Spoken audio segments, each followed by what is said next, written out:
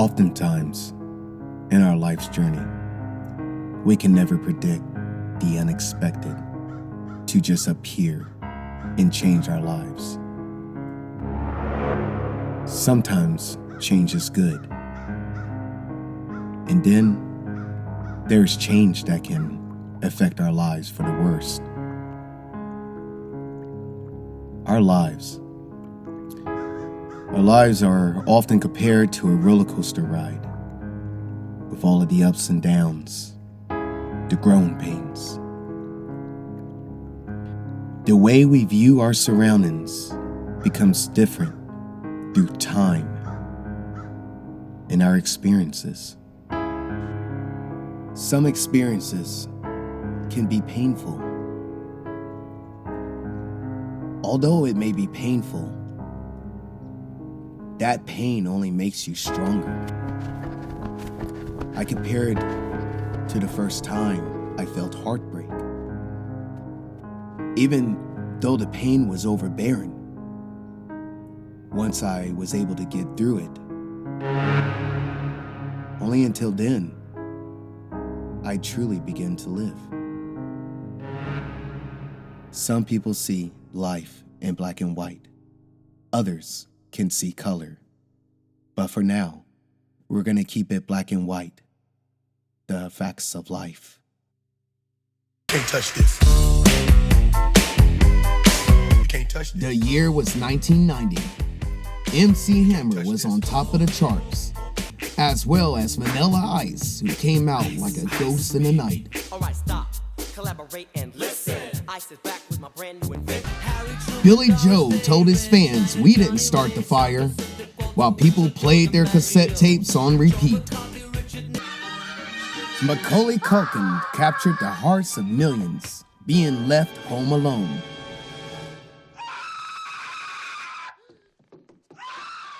Desert Storm was on the minds of the world community. Iraqi forces attacked. And the Teenage Mutant Ninja Turtles cowabungaed into our lives.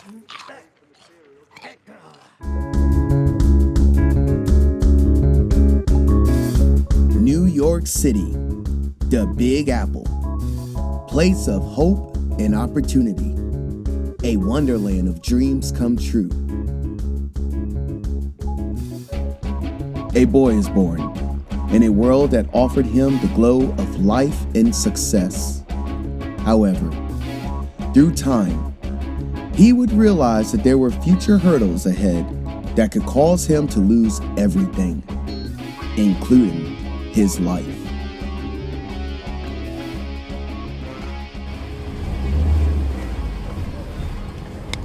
Hello there. How are you? I'm good. That's great. You guys look, you're smiling. That tells me that everything is good. Our story starts off 900 miles from New York City, Atlanta, Georgia. This is where we joined forces with the filming of the Tune In tour. Our museum sculpture by fellow friend Rick Lazis was being installed in the heart of the city. And the interviews were going. The stories of the people we were interviewing was amazing. And it was our main priority to capture the essence of every story being told.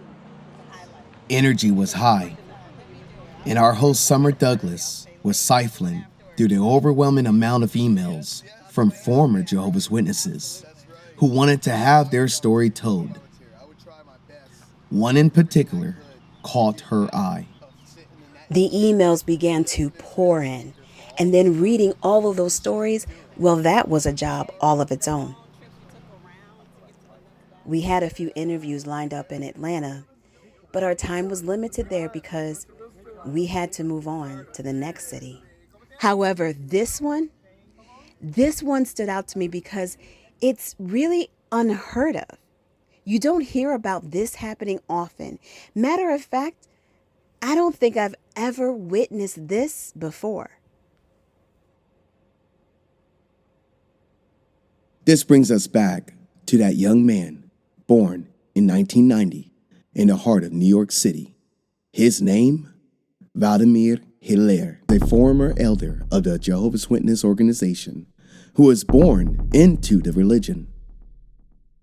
Becoming an elder only means that he was heavily involved. For most people who have never experienced life as a Jehovah's Witness, when you make it to the status of an elder, this signifies that every aspect of your life is dedicated to the Jehovah's Witness organization. It is comparable to signing your life contract away to a society that may not have your best interest at heart. Welcome to Vladimir's story, The Great Escape.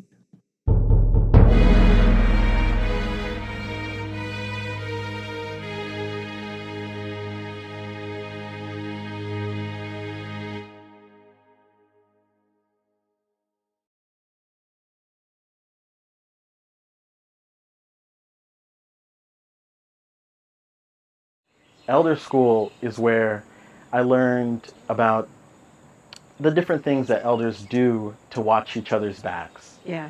And the circuit overseer who was teaching the class made it a point, and he reiterated it because he could see the facial expressions, that elders need to watch each other's backs because they are more brothers to each other, to themselves, elder to elder, than they are to the publishers.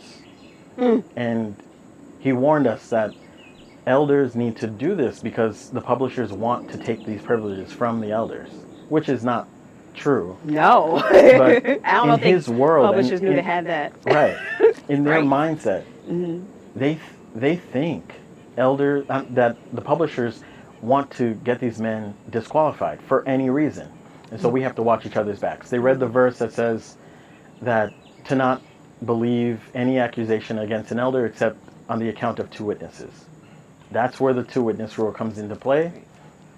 And that is the thing that made me see I can't trust this organization, not only for myself, because I knew at that point that I was going to leave. It was a matter of time and how. But I knew from that moment I needed to get my family out. When a person's social environment changes, it challenges his or her sense of stability, or more specifically, their brain.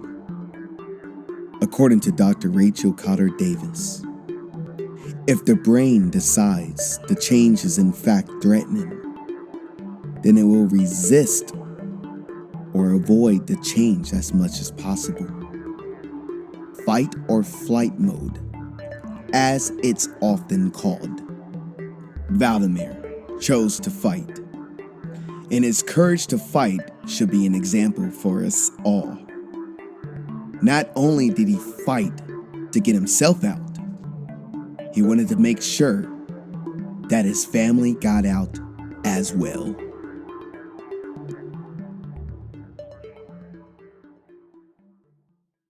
All right, so my parents are from Haiti, and my family, we were raised in New York. I have one brother and three sisters. Three of us, my two sisters, one older than me by a year, and one younger than me by 6 years. Yeah. We were the ones who were really raised in the organization. Okay. So, like I said, we moved here in 2005, and I finished high school here In Georgia? in Georgia from New York. Okay. And so growing up as a witness, we really felt that the world was just something that was so distant from us. It wasn't something that we could be a part of. And we just learned how to be okay with that sort of life. Yeah. Kind of staying together in your community. Because you had how Right. many people in your family that? My two parents and the three of us who lived at home. Okay. The three siblings. Okay. So it was a nice little fivesome of you guys like together. So you kind of just stayed to yourselves and you're kind of cut off from the rest of the world. In what way exactly would you say? So not only, JWs will understand that you're cut off from the world, as in you don't have friends from school generally, coworkers, you don't hang out with them, but also from family. We moved here from New York. Most of our family was in New York. We had some family in Florida, but we moved to Georgia and we were isolated from everyone. Okay. So the only community that we had was what we found in the congregations. Got it. So that was your new family, right? Your Right. your foundation, your Right. extended family. Exactly. Right. But Exactly. it was rough. So Yeah. we came here and had so many horrible experiences with the witnesses, and so we became insular even within ourselves. Okay. So my siblings, we were each other's best friends, and so So wait a minute. In the Jehovah's Witness congregation, y'all were still isolated, like they didn't Right. welcome you in because for a number of reasons, but a lot of it had to do with financial dealings between my family and some other families, or just some personalities that didn't mesh well. Mm-hmm. And so, yeah, we Yeah. had some rough times. which is in those interesting early because years. it's kind of like a very loving, they're very nice, loving, accepting people. So that's Right, interesting that generally. within it, generally speaking, but behind the scenes, it was a little bit different. So talk to us about, I know like one of the things that really makes you an official Jehovah's Witness is getting baptized. Right? Right. And a lot of churches I've learned just kind of do a sprinkling over a baby, or if you're an adult, it's more just like answering a couple of questions and then you're baptized. But for Jehovah's Witnesses, it's a little bit different. So talk about that process of getting baptized. Right. So if you want to be baptized as a Jehovah's Witness, as you know, you have to demonstrate that you agree or at least understand their teachings. Mm-hmm. So they have this book. I think the most recent one is the Organized to Do God's Will book. That book, you study it. There's questions at the back of the book. You study those and you answer them through a series of meetings with the elders to demonstrate that you have a full understanding of what their teachings are. Yeah. It doesn't really matter what your relationship was with God so much as do you give the right answers to these questions. Right. And once you've demonstrated that you do that, then you can be baptized as a witness. Yeah. Yeah, so I did that. For me, it was at the age of 18. Okay. It was May 9th, 2009 was my baptismal date. Yeah. And that's a rather late time to be baptized. I was an adult. Yeah. And so you really That hear, seems like you would, when you would make that decision, right? You get Right. a chance to vote, join the Normally, military. yeah. That seems like a significant milestone, right? To get Right. baptized. But Yeah. why was it like older? it was older. Witnesses tend to get baptized much younger because they're influenced by their parents to do so at a young age. But for me, leaving New York kind of set me back spiritually, as he said. And so I had to start my study over. Then we moved a couple times while we were in Georgia, so I started my study over with many different people. And so it was always something holding me back from moving forward. But right as I got to the point where I knew I wanted to study and be baptized, I also found apostate material online. So, I was now tossing between these two. Yeah. But because of my family circumstances and the fact that, I still wanted to have a close relationship with them, Right. I, in a way, brainwashed myself to believe everything and to act accordingly. Yeah. Yeah. So you're kind of fighting what your natural Yeah. instinct was, that your logical mind was telling you, Yeah, just right. so you could have that family aspect. Because what a lot of people don't know is that when you decide to leave the Jehovah's Witness organization, everyone stops talking to you, right? For the most part, generally speaking, that is like their rule, to stop Right. talking, cut you off, act like you do not exist. And so you're kind of, well, do I lose everything or do I gain knowledge, right? That's the place where you're at. So you decided to move forward. You got baptized. What was the next step? Was that like the finish line? Okay, I'm baptized. I'm in. No, so after I convinced myself to believe everything, in a way I sort of fell asleep and I didn't know, I really couldn't tell that I had done all of that to brainwash myself. I'd forgotten. And so now I was this new witness personality. Yeah. And I wanted to be fully immersed in it. I wanted Right. to do everything I could to be the best witness I could be. Right. So right away, I think I started pioneering. I think you have to wait a little bit before you can regular pioneer, but I auxiliary pioneered, I think, the month of. Yeah. And, did that. I was still in school and working, so I couldn't, full-time regular pioneer. Right. But the first opportunity I had, I did that. Yeah. Yeah. Wait, what so was many your different schedule things. like as a regular pioneer? Because that's, we know that lingo, meaning that you have to dedicate like 70, 80 hours, sometimes 90, depending on when you're pioneering, a Right. month. So talk about like what was your Monday through Friday like on a regular basis, trying to dedicate that much time, go to school, and go to work? Right. So I didn't start pioneering until after I became regular pioneering, until after I became a ministerial servant. It's kind of like the deacon level. Yeah. Yeah. So after I started doing that, it was really Monday through Friday, any time that I had an opportunity, morning or afternoon after work, evening times, dark. Yeah. You know, I would just go out At night, At night. with a flashlight, like we gonna Right. find somebody You to know, talk to. I didn't do that a lot because, you know, we're in the South. And, Right? you know, They don't play out I didn't want to do that too much. Yeah. But there were times, you know, it'd be 5 o'clock in the morning before school or work. Yeah. I'd go out and, you know, hit the gas stations or some stores or whatever. So you regular pioneered for how long? That was about a year before I kind of pulled back. Mm-hmm. I stopped for a bit, and then I reapplied again after I'd gotten married, which was years later. Okay. Yeah. All right. But, you know, so many different things happened in between. It's hard to keep track Yeah. of exactly where we are in the timeline. Mm-hmm. Yeah. Imagine. So you became a ministerial servant. Did you try to, because there's levels, like, right? So you got auxiliary pioneer, regular pioneer, ministerial servant. Then you try to become an elder after that? Right. So you don't really try to become an elder. Oh, okay.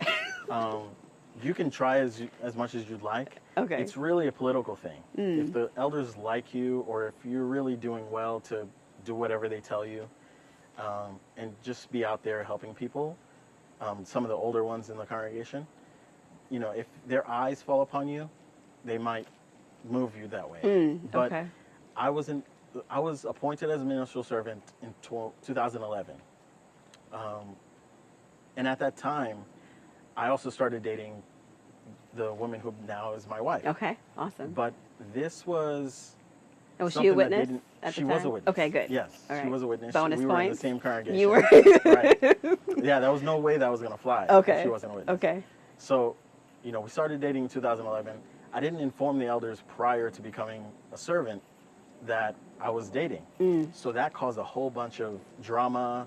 They called the circuit overseer. They called the branch, trying to figure out if I should still maintain my privileges as a ministerial servant. Because y'all were living together? No, because we were dating, and we had some time before we would actually get married. Oh, And okay. so they were like, "Oh, you're dating too early," and this and that. I was 19 at the time. No, she was 19. I was 20 Okay. when we started dating. Okay. So, yeah, it was kind of ridiculous, but so we kind of had an off and on relationship because of their Y'all were influence. secret lovers? Right. But because of their influence, we had a rocky start. Yeah. And, you know, one thing led to another. We stopped dating because of how influential they were and how much pressure they put on us. Yeah. She didn't want me to lose my privileges, so we stopped dating.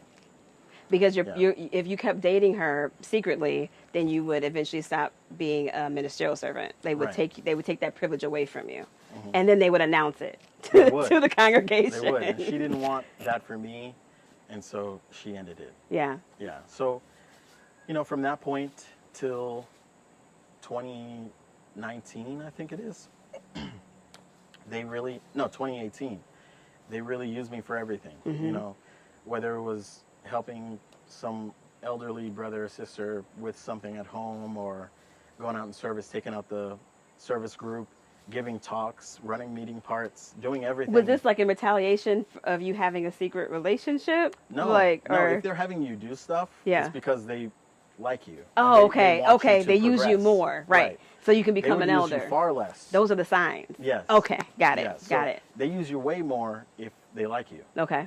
They might give you like cleaning duty or something if they don't like you. But in reality, if you find that you're super busy, it's because one, the congregation may be small and the elders need help, or they just want you to progress to become an elder. Yeah, yeah. So Yeah. it's kind of like they'll put you in these situations so you can be visible, right, Right. to the congregation, so that by the time that it's announced, it's like, oh, it's not so Absolutely. surprised. Like he came over and, trimmed my tree or whatever Right, it was, right. So we're not surprised that he's an elder. He should be an elder. He deserves to be an elder. Exactly. So they're It's kind of like your getting campaign. yeah. Yeah, it's like you're campaigning for office, You don't want some random guy you've never seen his sign. You don't know. You know. Right. Yeah. Oh, Yeah. yeah. Of course he's an elder. Yeah. That makes sense. Right. Yeah. So being an elder came with a whole other set of responsibilities, right? So you're in, right? You're in the. I'm in the crowd. Okay. Yeah. So I'm in the know, but in reality, I was the new elder. So they really kept me from knowing a lot. Yeah. They tried to. They told me to leave the room sometimes during certain parts of the elders' meetings. Yeah. Wow. Yeah. Well, he's so new. He doesn't need to be part of this or that. And sometimes I would give my input on a certain topic. And they're like, "Well, you're so new. Let the guys who have more experience talk about it." What that means, the ones that have been indoctrinated longer Right. can handle it a little bit better than Right. you. Got it. And I dealt with these guys. These were the same men who pressured my wife and I to stop dating. Yeah. So I forgot to mention, one of the things that kind of created some animosity between myself and those elders is that I would always go back and forth with them. So I had this history of coming with scripture, and I'm like, show me this in scripture. Yeah. And I had this history. Yeah. So but you were when I doing it became from an a elder- place of you're just trying to understand, right? Because you were trying Right. to get to where they were, right? Because you want to progress and you want to be a part of the whole elders meeting. But it was kind of Absolutely. like shut down when Right. you presented that. Yeah. So I would come with scripture or some sort of principle that witnesses have, according to the governing body. What's an example that you can think of? Well, one serious example is there was a sister who expressed that during the time when the Watchtower came out talking about child abuse, she expressed that she had a family member who was abused by a gentleman who is now serving as a ministerial servant in his congregation in some other state. Okay. So they brought that before the body of elders, and this was really the first big deal that I'd had to be a part of as right. an elder. And so I brought up some scriptures about taking care of the flock, how you should take care of the orphaned child. Yeah. You remember those scriptures? Right. These are things that they shot down immediately. Well, how long ago did this happen? They asked. And I was like, it doesn't matter how long ago it was. Right. Someone's expressing something this serious. We have to take it Seriously. in consideration. Right. And seriously. And they didn't like that. And it was something I could tell. A hush kind of fell over the body of elders. And they're looking at me like, this guy is not, he doesn't get it. He's Right. not clued in to what we need to do to Right. protect this brother's privileges. Yeah. They basically saw that you were too new Right. into it, and you were still open, you Yeah. know, for what made sense. You had your logic, right? You were still connected in that way because it still didn't make any sense. It didn't add up. Right. And you're coming to them saying, hey, this doesn't add up according to the scripture. If we're going to use the Bible, and we're going to use these scriptures for other things, and it kind of applies here at the same Oh, it time. definitely did. Yeah. Yeah. So what happened? They did their best to keep me out of it. I was out of the circle of that communication. Yeah. But I tried to glean some information from some of the elders, trying to figure out what the process was. Were we going to investigate what happened? It's something that happened years ago, but I still felt it was important to look into because this guy is now serving as the ministerial servant. Right. In fact, ironically, I think he read for his congregation that very article that talked about child abuse. Wow. And now he's up there and he's the one reading. Wow. And so I knew it was important to investigate it further, Right. but for them, what was most important was to keep it quiet Yeah. and to not disturb his privileges because it was something that happened years ago and he repented from it. Right. Yeah. Yeah. And that's enough. And that for them, that was enough. That was enough. Not And for the now- other person that was Right. still dealing with it, the trauma or anything like that, but that And- was enough. And what was worse was the children that were affected. One of them, both of them led horrible lives due to the trauma, I assume. One had died of, had contracted HIV and died of AIDS. The other is homeless, strung out on drugs. I mean, the trauma that child abuse has against its victims, it's something very serious. And these guys are not, equipped to understand these things. They're Right. not psychologists, they're not therapists. Right. And, it's just, I don't want to rank on their occupation, but they're just not qualified Yeah. to make these sort of decisions. Yeah. And yet that's what they do each and every day. Yeah. So after you brought that to their attention, you were still able to be an elder. They kept you Still an on. elder, You're yes. still an elder. I think I got a talking to right Yeah. after then. Right. They're like, hey, we know you're really motivated. You're Yeah. a new elder, and you really want to do a good job. We understand that. And Yeah. it was so condescending. Yeah. But they essentially told me to Stay in your place. right. You don't have the experience. Right. Like you have the knowledge, but you don't have the experience to back it up. Yeah. So stay in your place. Right. And then I took that more of a signal for me to pick my battles. Right. Because something may come up that was more immediate or more recent, and I needed them to hear my voice in those moments. Something that happened years ago, although I think it's important to look into, speaking into those situations would reduce the volume that my voice would have in something more Right. immediate. Right. If that makes sense. Absolutely. Absolutely. So talk to me about what is the very first thing where you thought, you have your awakening experience, Right. like you're actually aware. Your awareness is completely like turned on, and you can't unsee what you saw, or you can't unhear what you heard. What was that for you? Okay, so like I said, I started out with apostate material before baptism. Put it all away, got baptized, and now I've forgotten that I'd even seen that. My wife and I stumbled onto the A&E special Cults and Extreme Beliefs. Vladimir and his wife began watching Cults and Extreme Beliefs, which focused on the ongoing child abuse cases. The cover-up was now being exposed and laid bare for the world to witness. The secret was out, and the society's skeletons was now being dug up. Similarly, Leia Remine was covering Scientology and also dedicated one episode out of the season to the Jehovah's Witness religion. It caught the eyes of thousands, if not millions, of ex-Jehovah's Witnesses. Many YouTube channels have been developed in order for people to see the truth about the truth.